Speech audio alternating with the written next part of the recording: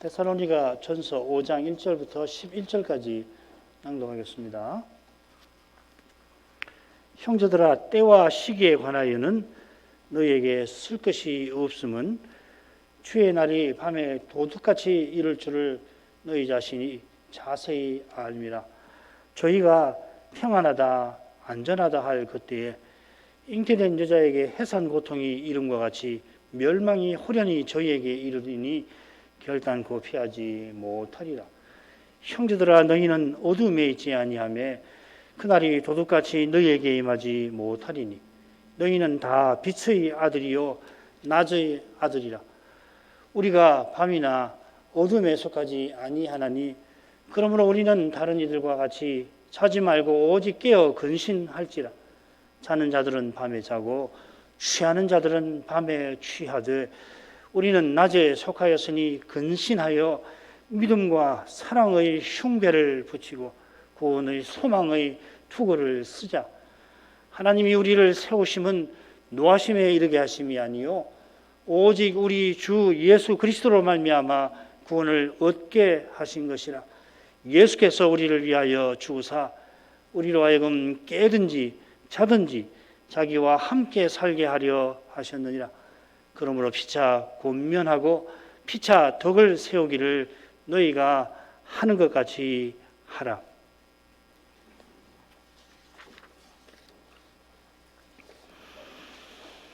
사도가 데살로니가 교회를 속히 방문하고 싶지만 그럴 형편이 아니라 꼭 필요한 권면을 써서 서신을 보냈습니다.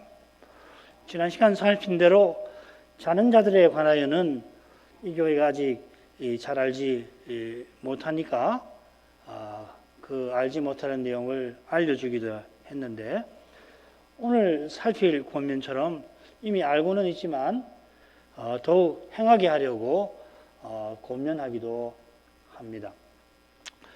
우리가 이미 그리스도를 알지만 평생 힘쓴다 한들 그리스도를 다 드러낼 수가 없습니다. 장차 그리스도와 같아지게 하실 그 순간을 바라보면서 매 순간 그리스도를 드러내었으면 날마다 이렇게 소원해야 오를 것입니다. 오늘 읽은 말씀의 줄거리를 보죠. 1절부터 5절까지가 첫째인데 재림이 도둑같이 임하는 줄을 교회는 알고 있어서 이 교회에게는 그날이 도둑같이 들이닥치지는 않는다 하는 내용입니다. 그리고 이어서 6절부터 8절에서는 이 그리스도를 기다리는 신자의 바른 태도가 뭔가를 권하고 있어요. 그리고서는 이제 9절부터 11절까지는 맺은 말인데 하나님께서 그리스도 안에서 구원하리 하시니 신자는 덕을 세워야 한다. 교회를 세워야 한다. 그 교회로서 서나가야 한다 하는 결론이죠.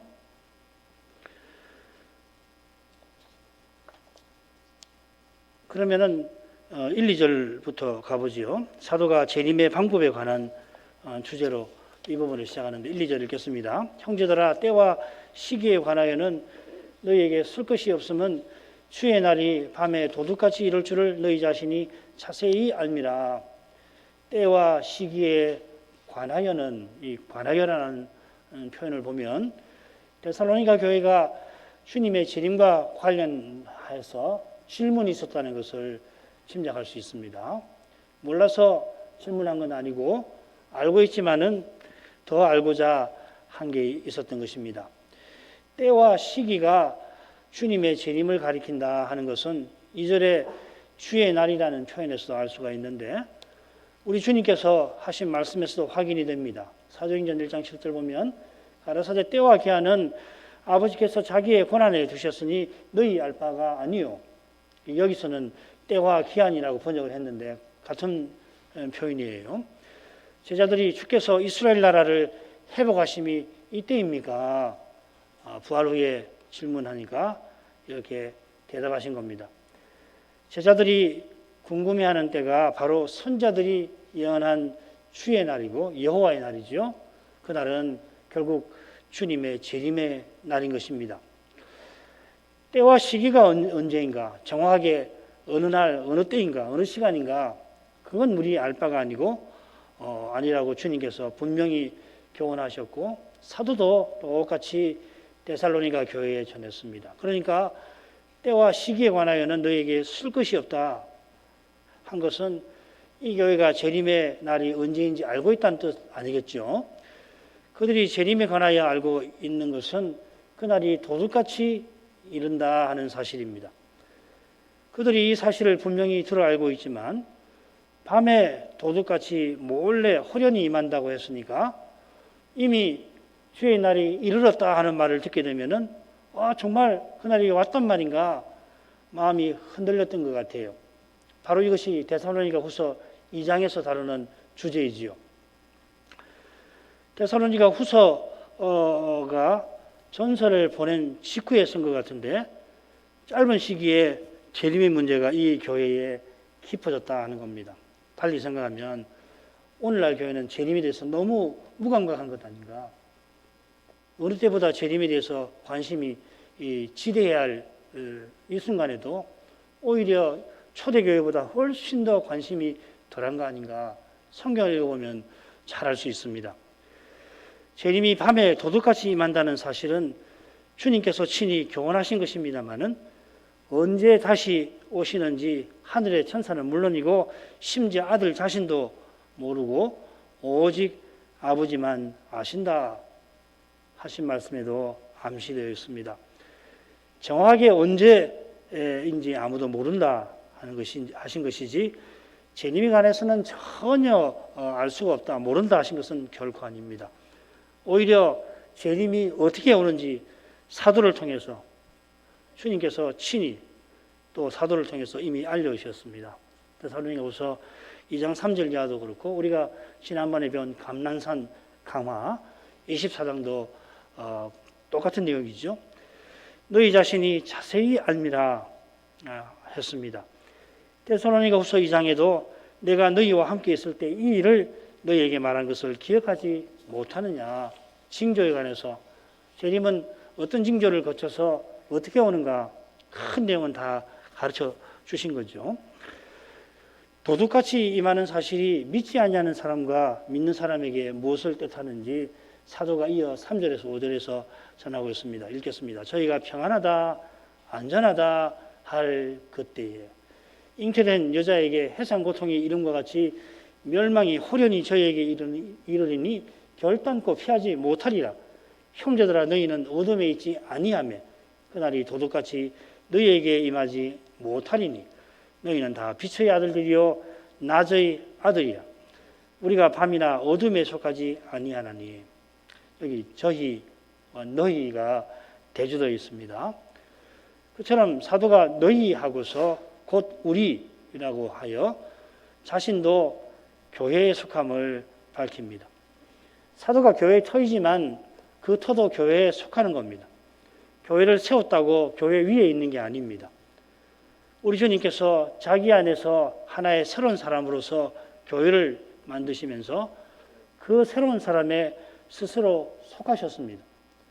얼마나 겸손하신지 모르는데 직분자가 마땅히 본받아야 할 것입니다. 저희는 평안하다, 안전하다 말할 때에 멸망이 갑자기 저희에게 이를 것입니다.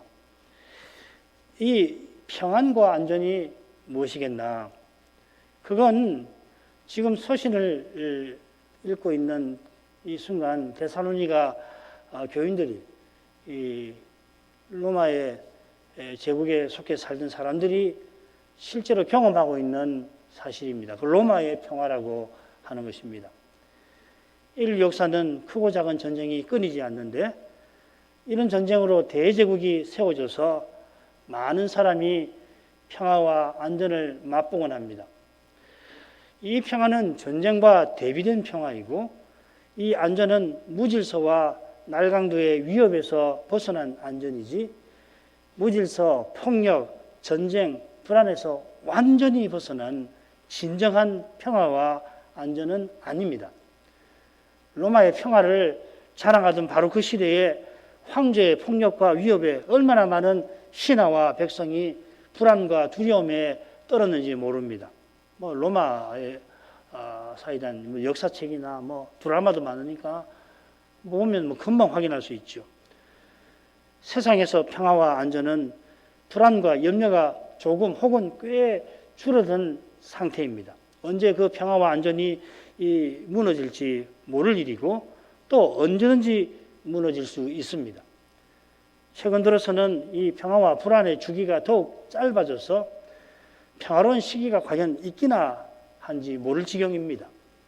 세계적 금융위기의 소문은 끊이질 않습니다.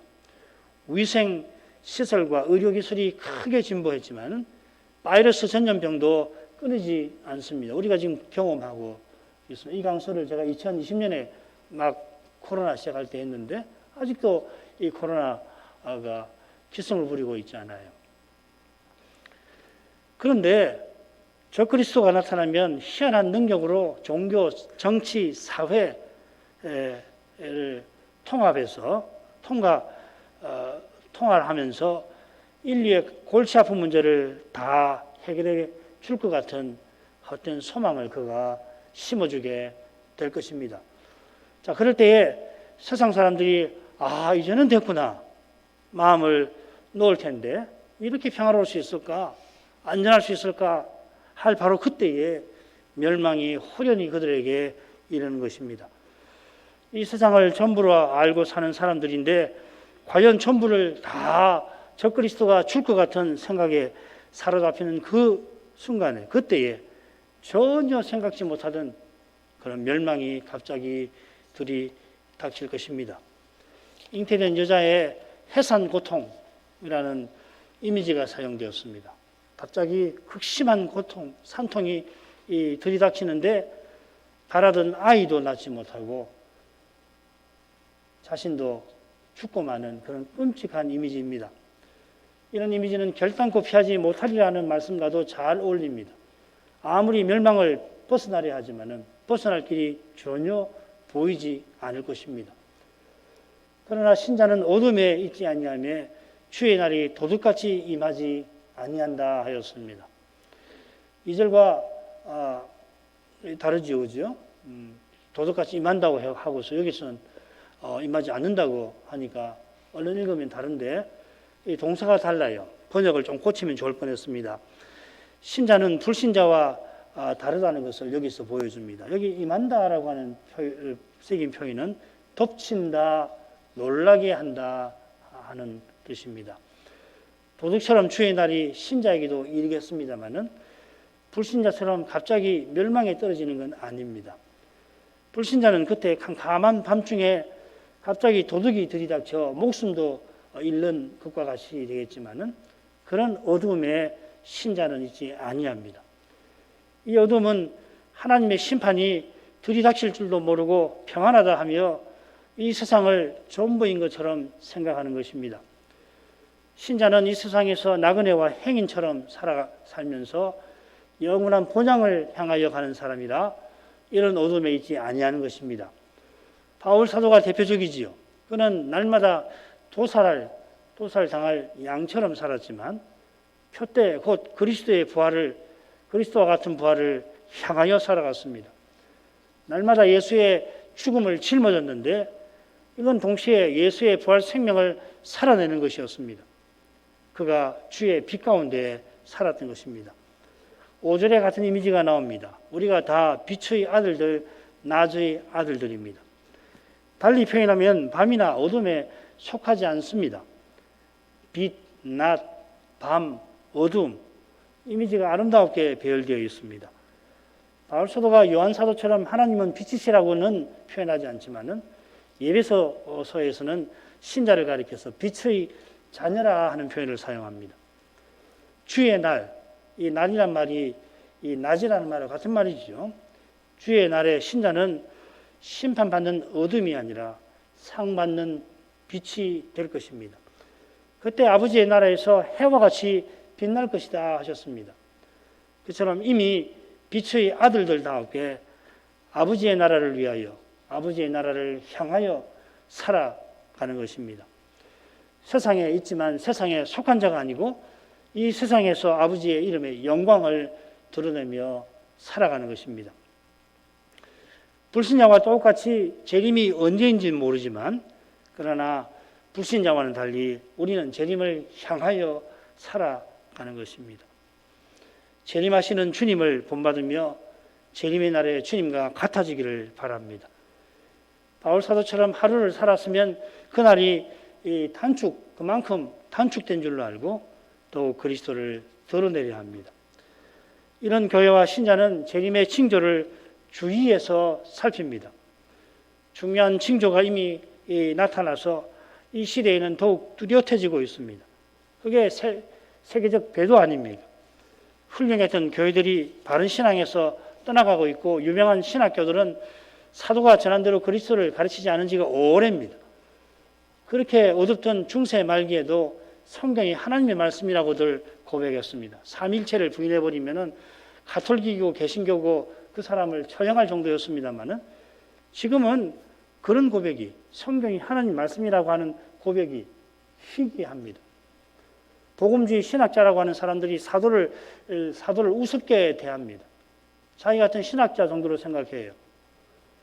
우리 시대는 기독교 역사에서 유례없는 이상한 시대입니다. 시대의 도전도 유례 없이 거셉니다.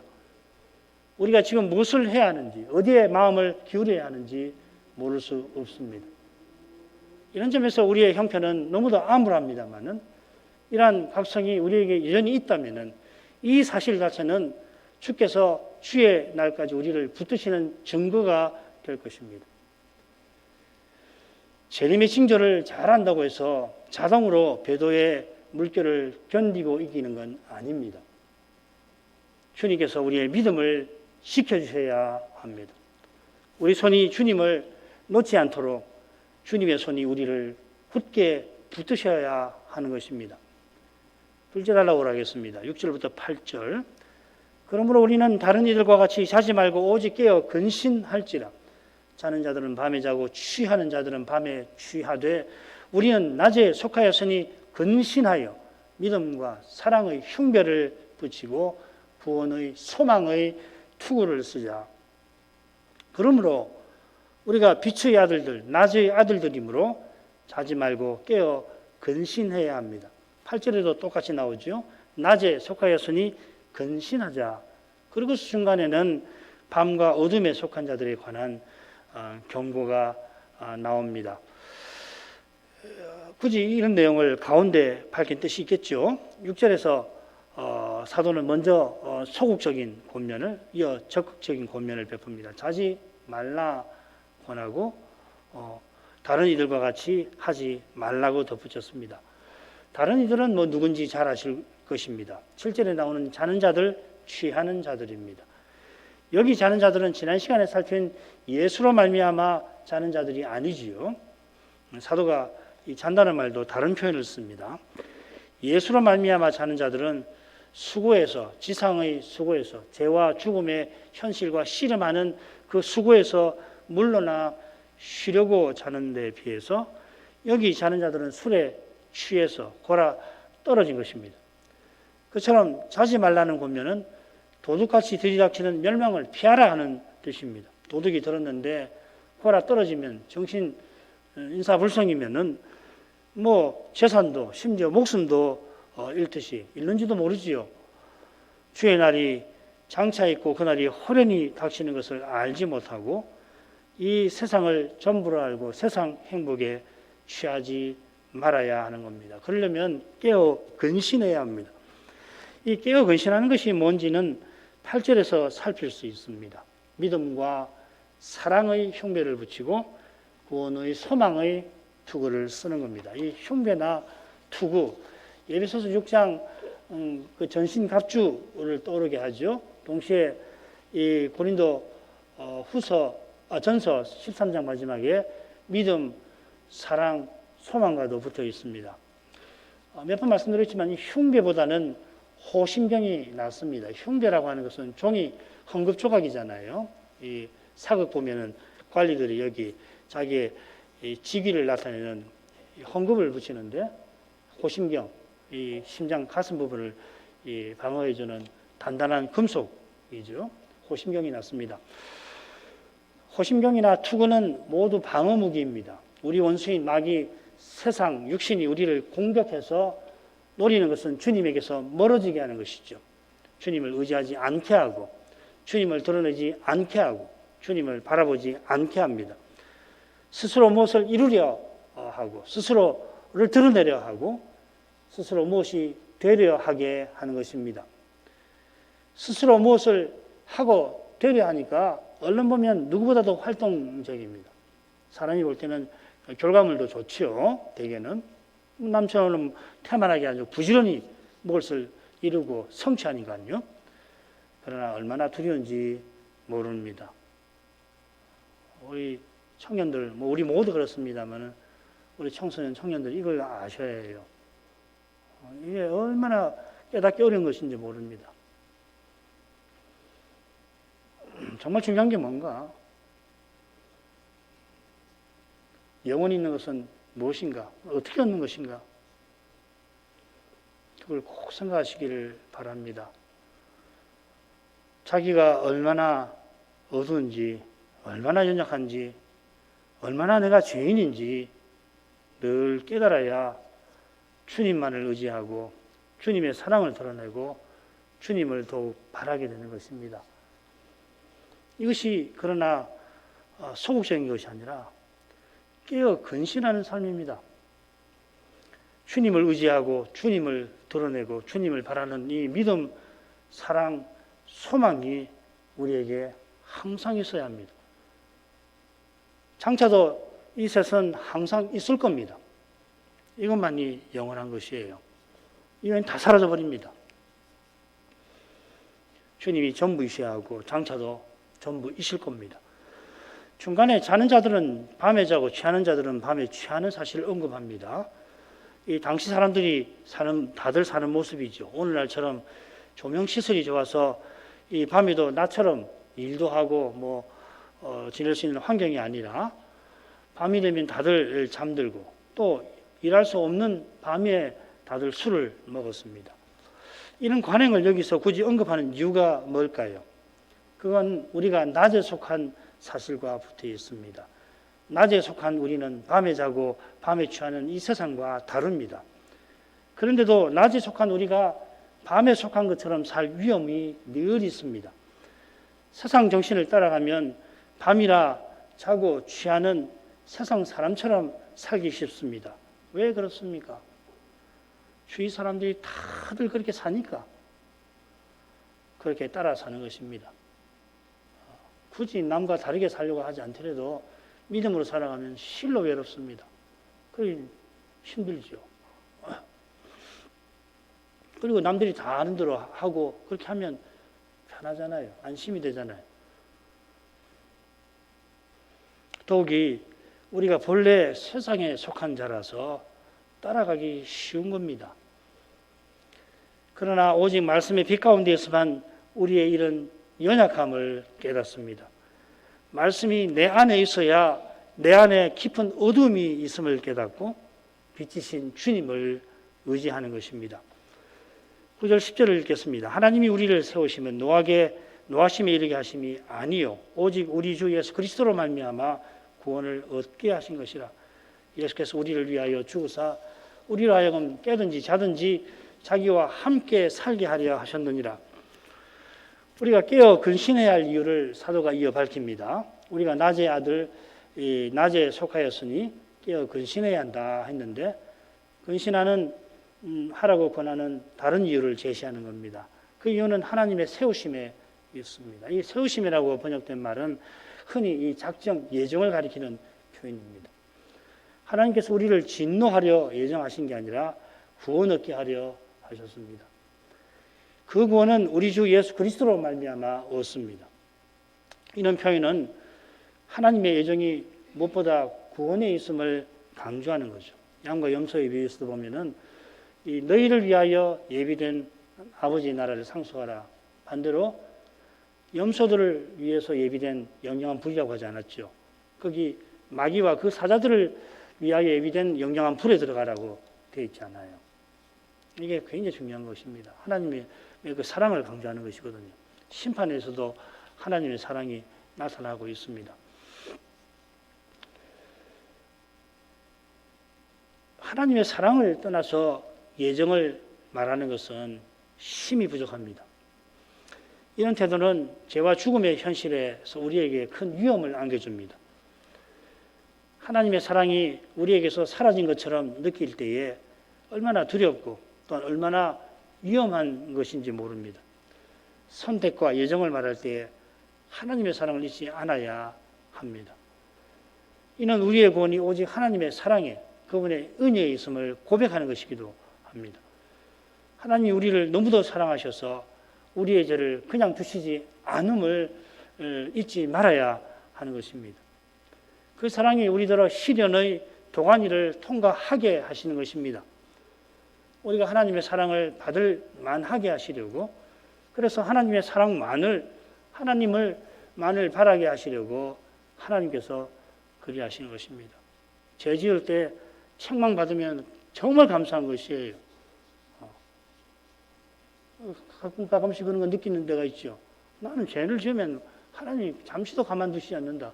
그런데 다른 사람을 보니까 저 사람은 나보다 더 죄 짓는데도 하나님이 별로 책망하시는 것 같지도 않고 자기 하고 싶은 대로 다 하는 것 같은데, 그런 생각들 부러워하실 거 없어요. 물론 현실적으로는 부러워할 수 있습니다. 시편 73편의 시인처럼 말이에요. 얼마나 사랑이 많으시면은 내가 죄를 지으면 어떻게 바라시고 가만두시지 않잖아요. 이런 주제가 10절에 이어집니다. 예수께서 우리를 위하여 죽으셔서 아버지의 예정을 이루셨는데 그 목적이 무엇인지를 교훈합니다. 그 목적은 우리가 깨든지 자든지 예수와 함께 살게 하시는 것입니다. 이런 데서 주님이 얼마나 우리를 위하시는 분인지를 확인합니다. 주님께서 우리를 위해서 십자가에서 우리의 죄책만 없이 하시고 만 게 아니라 이제 우리가 늘 주님과 함께 살게 하시려고 또한 부활하셨습니다. 의롭다 하실 뿐만 아니라 거룩하게 하십니다. 거룩하게 살게 하려고 의롭다 하십니다. 거룩하게 사는 삶은 예수와 함께 사는 것입니다. 이 주제가 지난 시간 살핀 이 단락의 핵심 교훈이지요. 우리가 지금 예수 안에 있는데 떠나서 주님과 더욱 함께 있고 장차는 영원히 함께 있을 것입니다. 여기 깨든지 자든지 살든지 죽든지 그 말이죠. 그죠? 살든지 죽든지 예수와 함께 사는 것이 무엇인지 우리는 매번 강설에서 듣고 매일 생활에서 경험하는 것입니다. 앞부분에서 믿음과 사랑의 호심경과 소망의 투구를 함께 살폈는데 믿음, 사랑, 소망이 살든 죽든지 깨든지 자든지 예수와 함께하는 삶을 가리키는 겁니다.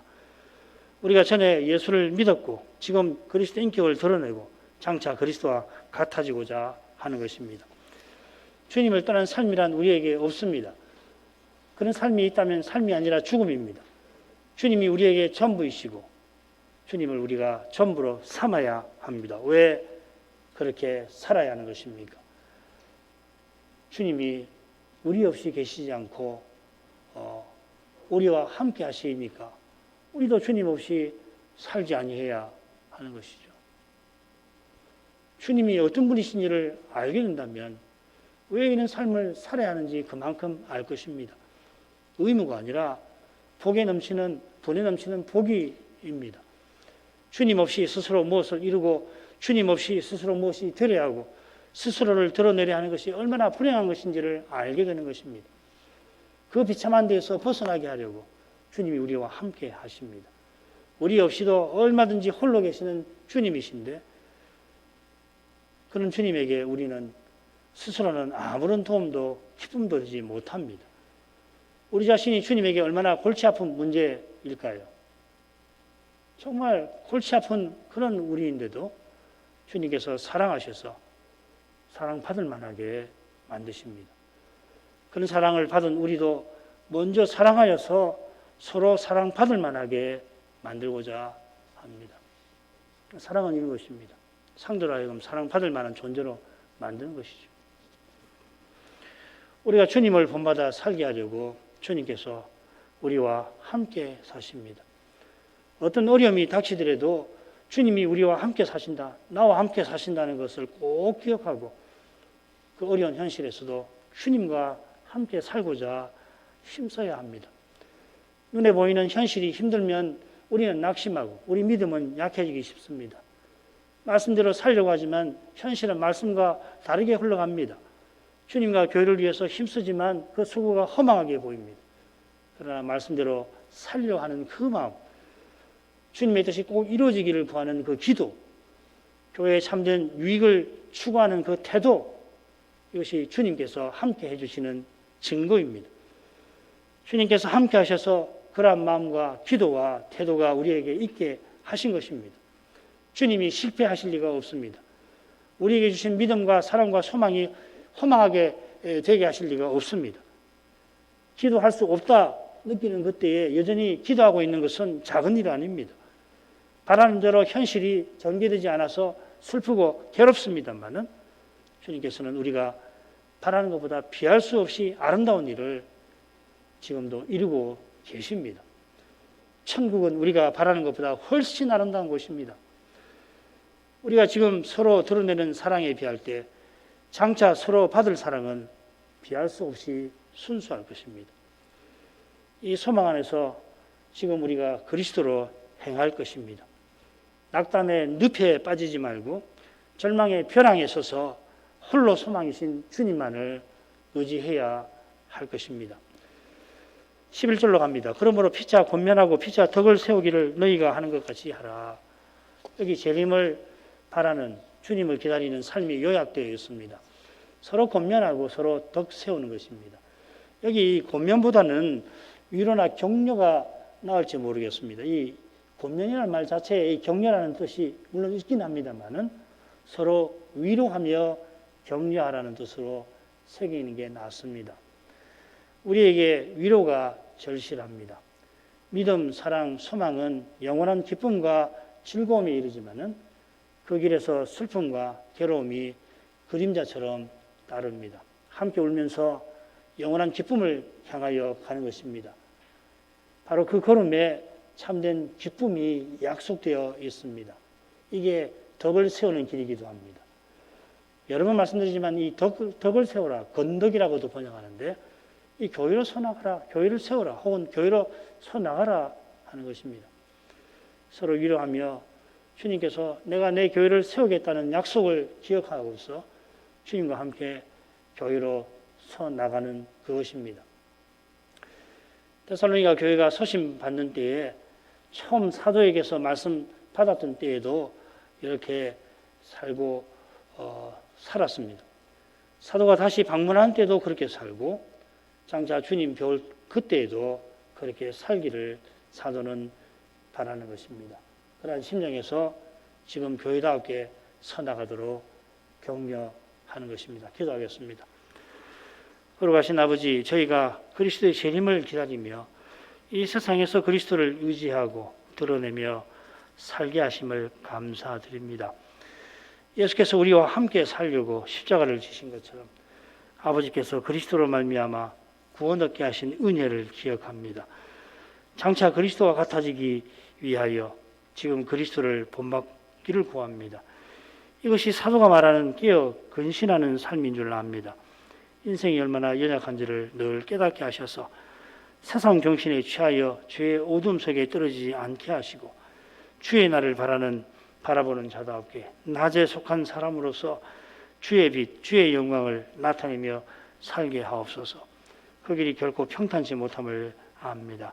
우리 안과 밖에 있는 죄를 생각할 때 평탄할래야 할 수가 없습니다. 그러나 무엇보다 우리를 향한 주님의 사랑이 그 길을 평탄치 않게 만드시는 줄 압니다. 그 사랑을, 그 신비한 사랑을 늘 기억하게 하옵소서.